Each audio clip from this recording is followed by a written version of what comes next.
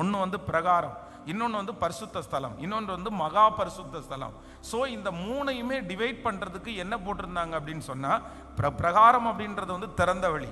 அந்த பிரகாரத்தில் நிறைய பேர் வந்து பலி செலுத்துவார்கள், அவருடைய பாவங்களுக்காக குற்ற நிவாரண பலி, பாவ நிவாரண பலி அப்படின்னு சொல்லி அந்த பிரகாரத்தில் எல்லா இடத்துலையும் பலி நடந்துகிட்டே இருக்கும். அந்த பலி நடக்கிற இடத்துலேருந்து அந்த ரத்தங்கள் எல்லாம் போகிறதுக்கு எல்லா வழிகளையும் அந்த இடத்துல பண்ணியிருப்பாங்க. பரிசுத்த ஸ்தலம் அப்படின்றது என்ன சொன்னால், ஆசாரியர்கள் வந்து ஆண்டவருடைய சமூகத்தில் நிற்கிற ஒரு இடம் பரிசுத்த ஸ்தலம். அப்போது இந்த பரிசுத்த ஸ்தலத்திற்கும் மகா பரிசுத்த ஸ்தலத்திற்கும் இடையிலே என்ன பட்டிருக்கணும், ஒரு பெரிய திரைச்சீலை. அது மகா பரிசுத்த ஸ்தலத்தில் வந்து எல்லாருமே எப்போவுமே போக மாட்டாங்க, வருஷத்துக்கு ஒரு டைம் தான் போவாங்க. அதுவும் ரொம்ப முக்கியமான பரிசுத்தமான ஒரு மனுஷன் வந்து ஆசாரியன் வந்து இடுப்பில் வந்து ஒரு இரும்பு கம்பினால ஒரு ஒரு பெரிய சங்கிலி கட்டி அப்படிதான் உள்ள போவாங்க. அப்போ அது வந்து என்னன்னா தடுக்கிற சுவர். நம்ம வந்து திரைச்சாலையின உடனே அந்த ஸ்க்ரீன் அப்படின்னு வந்த உடனே சரி நம்ம ஊரில் இருக்கிற ஸ்க்ரீனை விலக்கிட்டு போயிடலாம் அப்படின்றது மாதிரி ஸ்க்ரீன் கிடையாது. அது ரொம்ப வெயிட்டானது, அது அவ்வளோ சீக்கிரமாக நகர்த்த முடியாது. அது ரெண்டாவது, யாருமே அதில் போக மாட்டாங்க. அது வந்து மனசளவில் எல்லாருமே ஒரு கட்டுப்பாடோடு வைத்திருந்தாங்க.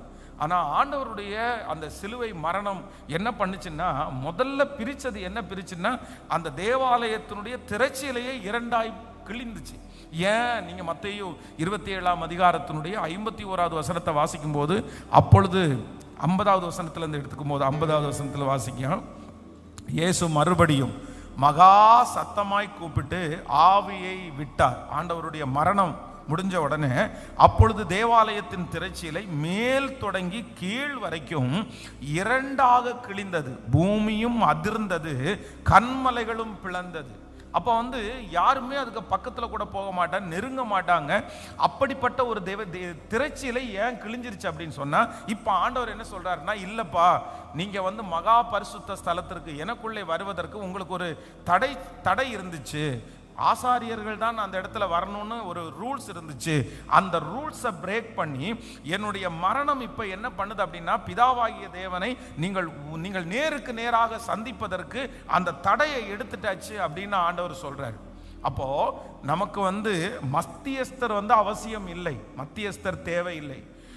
நமக்காக நம்முடைய பாவத்திற்காக இன்னொருத்தர் போய் நின்று அவங்கள்ட்ட நம்முடைய பாவங்களை சொல்லி அவங்க போய் நமக்காக பரிந்து பேசுகிறதெல்லாம் கிடையாது. வேதம் சொல்லுகிறது, தன்னுடைய பாவங்களை மறைக்கிறவன் வாழ்வடைய மாட்டான், அவற்றை அறிக்கை செய்து விட்டு விடுகிறவனோ இரக்கம் செய்வான். அப்போ அறிக்கை செய்கிறது அப்படின்றது யார்கிட்ட அறிக்கை செய்யணும்? மனுஷனிடத்தில் அறிக்கை செய்யறது அல்ல. யாரிடத்தில் அறிக்கை செய்யணும்னா தேவனிடத்தில் அறிக்கை செய்யணும்.